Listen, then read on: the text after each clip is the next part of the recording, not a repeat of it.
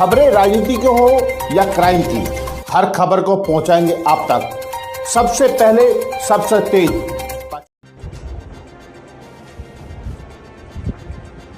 Hello, I am Vivek Ranjan Agnihotri and I just finished making the Kashmir Files in Uttarakhand. Wonderful location, wonderful people, especially my line producers, the buzz makers.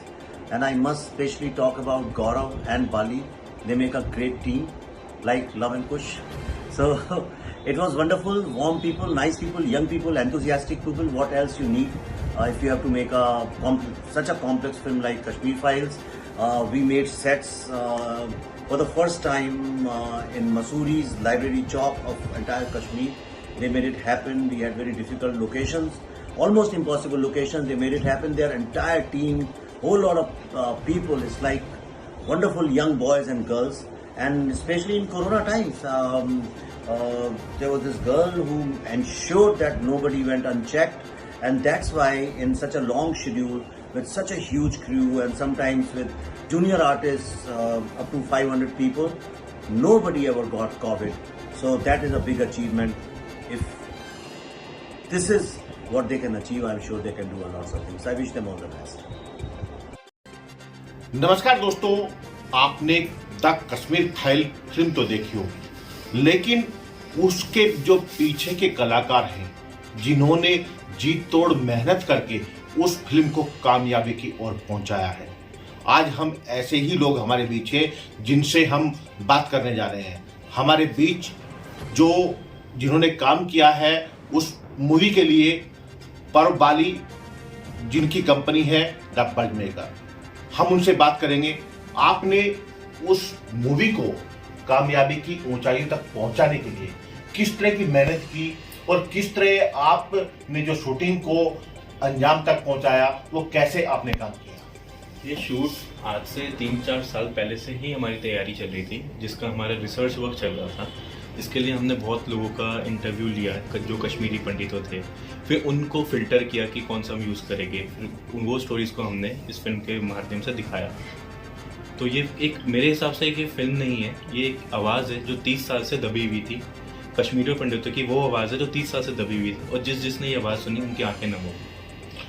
आज आपने कहा कि उनकी आंखें नम हुई, लेकिन इस कहानी को अगर देखा जाए तो द कश्मीर फाइल्स नाम दिया गया है। बिल्कुल, वो फाइल्स जो आज तक दबी हुई थी और वो फाइल्स जो आज तक, अगर हम बात करें तो चाहे उस समय की सरकार रही हो या उस समय के नेता रहे हो, उन्होंने वोट की राजनीति के लिए सब उन कश्मीरी पंडितों का दर्द नहीं देखा, सब वोट की राजनीति किया। इसको लेकर क्या कहेंगे? इसमें तो यही सच्चाई हमने फिल्म के माध्यम से दिखाई है।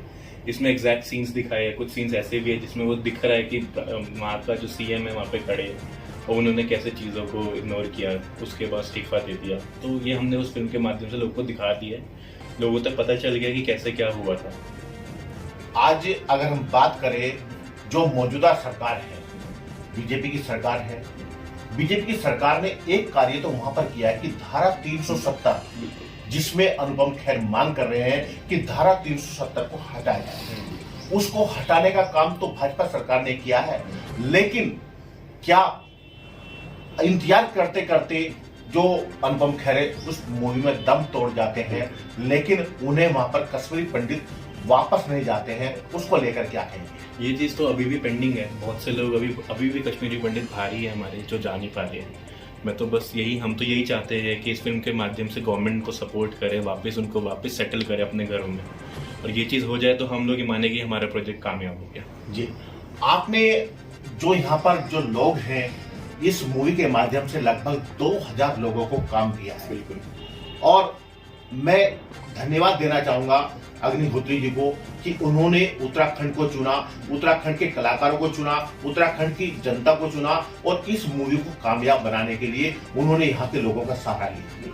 अग्निहोत्री जी के लिए तो मैं भी कहना चाहूँगा, वो एक निर्देशक तो है ही, साथ में एक देशभक्त भी है, जिन्होंने एक ऐसा मुद्दा निकाला। और दूसरी चीज़, बिल्कुल इन्होंने यहाँ पे 2000 से ज़्यादा लोगों को रोजगार दिया, 1400 जूनियर आर्टिस्ट को काम दिया, अलग अलग 60+ गाड़ियाँ लगी हुई थी, हमारे पूरे होटल्स बुक थे, अलग अलग लोकेशंस को एक्सप्लोर किया। अब लोकेशंस एक्सप्लोर हुई है कैमरा के सामने, ये तो लोगों को भी लगा ये कौन सी जगह है, लोग आने वाले टाइम में एज टूरिस्ट उसको देखने भी आएंगे, हमारा टूरिज्म भी बढ़ेगा, उत्तराखंड स्टेट हर तरीके से मतलब ग्रो करेगी।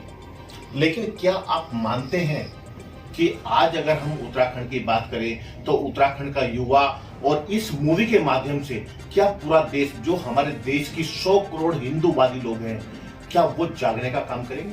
बिल्कुल वो जागने का काम कर ही रहे हैं। आप देखो कैसे फिल्म हाउसफुल जा रही है। उनको हो रहा है कि हमने फिल्म मोबाइल में डाउनलोड करके नहीं देखनी, हमने थिएटर में जाके ही देखनी है कि हम लोग ऐसे फिल्म निर्देशक को सपोर्ट कर पाए कि जिन्होंने ऐसी फिल्म बनाई है। तो ये चीज़ एक जागरूकता तो हो ही चुकी है। मैं भी कल मूवी को देख के आया हूँ, मैं अपनी फैमिली के साथ गया हूँ, और आपने कहा जैसे थिएटर में जाने की बात है, तो हमने भी थिएटर में मूवी देखी है। और हम ये कहना चाहेंगे कि भारत का जो हिंदू है वो लगातार बाहर निकल रहा है, लेकिन क्या सरकार जाग पाएगी? सरकार बिल्कुल जाग पाएगी। आपको मैं ये भी बताता हूँ कि जब हमारा प्रोजेक्ट चल रहा था तो हमें त्रिवेंद्र सिंह रावत जी, हमारे जो पूर्व सीएम थे, उन्होंने भी बहुत सपोर्ट किया था। हमारे शासन ने, हमें पुलिस ने सपोर्ट किया था, हमारे एसडीएम मसूरी ने सपोर्ट किया था, सब ने हमारा बहुत सपोर्ट किया था फिल्म के मतलब बनाते वक्त भी, जब शूटिंग चल रही थी। और अभी भी पूरा ही सपोर्ट उनका मिल ही रहा है हर तरीके से। जैसे टैक्स फ्री होगी हमारी उत्तराखंड में फिल्म, और भी बहुत सारी स्टेट्स में हमारी फिल्म टैक्स फ्री होगी। तो एक तरीके से सपोर्ट पूरा मिल रहा है। जी, मैं आपसे जानना चाहूंगा कि आप भी मूवी का हिस्सा बने, चाहे आप पर्दे पे नहीं आए, पर्दे के पीछे आपने काम किया है, तो एक अच्छी बात है। हमारे उत्तराखंड में टैलेंट उभर कर सामने आ रहा है, और ऐसी जो कश्मीर फाइल्स जो मूवी बनी है उसको अगर हम देखें तो कहीं ना कहीं उनको जो पन्ने हैं उनको दबाने का काम किया था, इतिहास के पन्नों से उनको हटाने का काम किया था, लेकिन इस मूवी ने उनको जगाने का काम किया है, बाहर निकालने का काम किया है। आप इसको लेकर क्या कहेंगे? देखिए, ये जो पहल विवेक अग्निहोत्री जी ने करी है एज अ फिल्म मेकर, ये आज से काफ़ी साल पहले हो जानी चाहिए थी, बट किसी ने इस पर ध्यान नहीं दिया। बट मैं हमारे जो डायरेक्टर साहब हैं, मैं उनका बहुत धन्यवाद करूंगा कि उन्होंने इस फिल्म को 32 साल बाद उठा के लाए और ऐसे तथ्य को लेके आए हैं जो ऐसा सच है जिसको 32 साल से लोगों ने छुपा के रखा हुआ था। अब वहाँ की सरकारों ने क्या किया, वहाँ के शासन ने क्या किया, वहाँ के लोगों ने कश्मीरी पंडितों के साथ क्या किया, उसको लोगों ने आज देखा।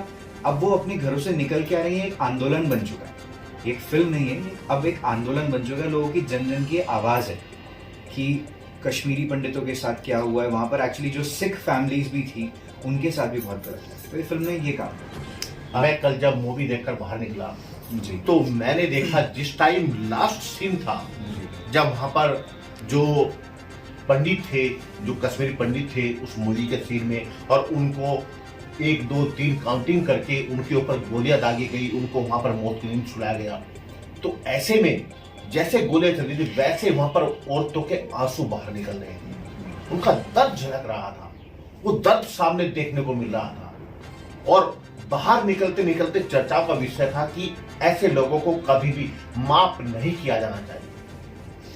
देखिए, जो ऐसे मतलब मैंने कहा आपको अभी, जैसे कुछ ऐसे लोग होते हैं समाज में जिनके दिमाग में सिर्फ टेररिज्म होता है, उनके दिमाग में सिर्फ आतंकवाद होता है। वो किसी जाति या धर्म से नहीं आते, वो इंसान ही नहीं होते, वो एक वैश्य होते हैं और वो दरिंदे होते हैं जो कि माँ बहन जो महिलाएं हैं उनका शोषण कर रहे हैं, वहाँ पर लोगों को बिना फालतू में मार रहे हैं कि अच्छा तू पंडित है तुझे मार दिया। तो उसमें ये जो हमने फिल्म में दिखाया है, ये जब वहाँ पर हुआ था उसके साथ कुछ और इंसिडेंट्स भी थे। जैसे मैं आपको बताऊंगा एक चीज़, ऑल इंडिया रेडियो में काम करने वाले एक इंसान थे, एक बुजुर्ग हैं, उनसे हम मिले थे, देहरादून में ही रहते हैं। वो बता रहे थे कि मैं जब अपना इंटरव्यू एक चैनल चलाने के लिए जा रहा था वहाँ पर, तो मेरा जो ड्राइवर था उसने मुझे कहा कि मुझे पेट्रोल डालने के लिए जाना है पेट्रोल पंप में। तो वहाँ पर ऑलरेडी कुछ आतंकवादी बैठे हुए थे फायर करने के लिए, और जैसे ही वो पेट्रोल पंप में पहुंचे उनके ऊपर एकदम हमला हुआ और वो वहाँ से कैसे भागे, भागते भागते उनके 2 गोलियां पैरों में लगी। आज भी वो आदमी लगड़ा के चलते। तो ऐसी बहुत सारी चीज़ें और बहुत सारी स्टोरीज ऐसी हैं जो कि अब सामने आ रही हैं इस फिल्म के जरिए। लेकिन अगर देखा जाए कि चलिए हम मानते हैं कि उस समय सरकार चुप थी, उस समय वोटों के लिए कहीं ना कहीं सरकारें चुप थी, या राजनीति प्रकरण को देख लीजिए वो चुप थे। लेकिन उस समय की अगर बात करें, क्योंकि 1990 का दशक कोई ज्यादा बड़ा दशक नहीं है, उस समय क्या मीडिया ने अपना अहम रोल अदा किया था? क्या जो समाज सेवी लोग थे उन्होंने अपना अहम रोल अदा किया था? मैं सब ये जानना चाह रहा हूँ। देखिए, मीडिया उस समय इतना सक्रिय नहीं था जैसे आजकल के टाइम में हर चीज़ सोशल मीडिया में आती है। हर आदमी के जेब में एक मोबाइल है, उसके उसमें कैमरा है। लेकिन वही बात आ गई कि उससे पहले अगर हम देखें तो अयोध्या जो बाबरी मस्जिद है, जी। विध्वंस ढांचा है, उसको गिराया वो तो उससे पहले गिराया गया था, लेकिन वो आज भी सबके जहन में है। हर एक को पता है कि हाँ ये किसने किया था, क्या हो रहा क्या नहीं, तो फिर इतना बड़ा कांड हो गया वो याद नहीं है। देखिए, ये जो चीज़ हुई है ये एक समाज को दबाने के लिए किया। लोग कह रहे हैं ना कि ये एक्सोडस है, मेरे हिसाब से जेनोसाइड है, क्योंकि एक प्रॉपर एक जाति को मारा गया, वहाँ से निकाला गया। बाकी राजनीति, देखिए हर चीज़ पे वो लोग अपनी रोटियां सेकते हैं। जिसको शासन चाहिए, जिसको पावर चाहिए, वो अपनी रोटियां सेकेगा, चाहे वो हिंदू हो, चाहे मुसलमान हो, चाहे सिख हो, चाहे ईसाई हो, सबको घिसना पड़ेगा। तो ये राजनीति में हम इस बारे में कुछ नहीं कर सकते। चलिए, ये थे हमारे बीच जिन्होंने जी तोड़ मेहनत कर कश्मीर द फाइल्स फिल्म को ऊंचाइयों तक पहुंचाया, और उस फाइल्स जिसमें कश्मीरी पंडितों का दर्द कोई नहीं जान सका, अग्निहोत्री जी ने उस फिल्म को बनाकर 100 करोड़ लोगों के सामने उनके दर्द को रखा, और आज दुनिया उनके दर्द से वाकिफ हो रही है।